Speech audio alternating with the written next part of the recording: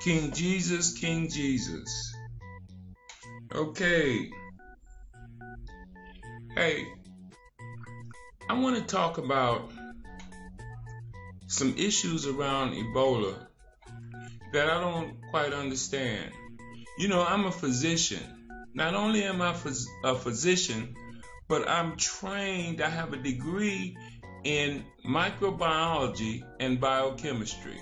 And I don't understand several things. Number one, I don't understand why no white people have contracted Ebola in the United States. You see, only minorities have caught the disease in the United States. No white person has caught the disease as far as I know from news reports in the United States. Now, they claim some people who came into contact, white people who came into contact with black people in Africa caught the disease. But there's no way of knowing that for sure. Why didn't all the NBC News crew catch the disease? Why only one person caught the disease? Who has a background in the Secret Services? Whose family is in the Secret Services? Here I'm talking about Ashoka Mukpu, the NBC News cameraman. He's not a cameraman. He's not a cameraman. His family is in the government and have always been in the government. And he's been in the government in the Secret Services. They say Dr. Kent Brantley is providing blood serum to treat the white patients. But he doesn't provide blood serum to treat the black patients. Thomas Eric Duncan never got treated with antibodies from blood serum. They only gave him supportive care, which amounts to liquids through his veins and maybe oxygen. That's what they gave him. That's what supportive care means. You monitor the patient, you give them fluids, you give them medicine to make them comfortable, and you might give them supplemental nutrition intravenously, but you don't do anything to treat them other than support the little immune system they have left.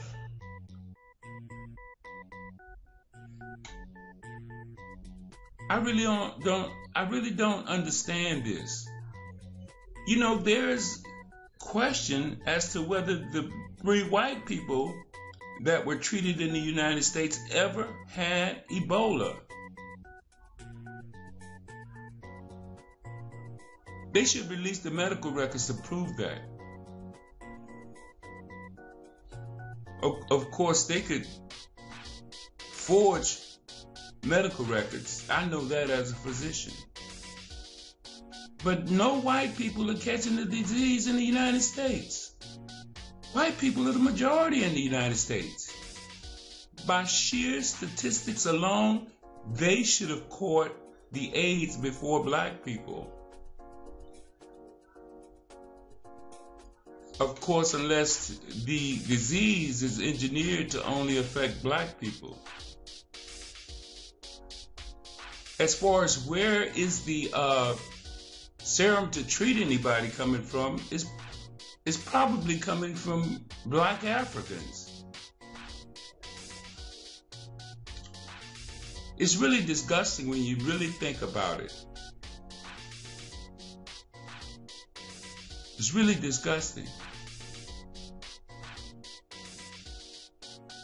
Now, I'm not racist. People say I am because I criticize the United States.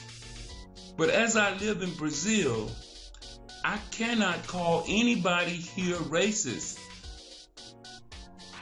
And I don't.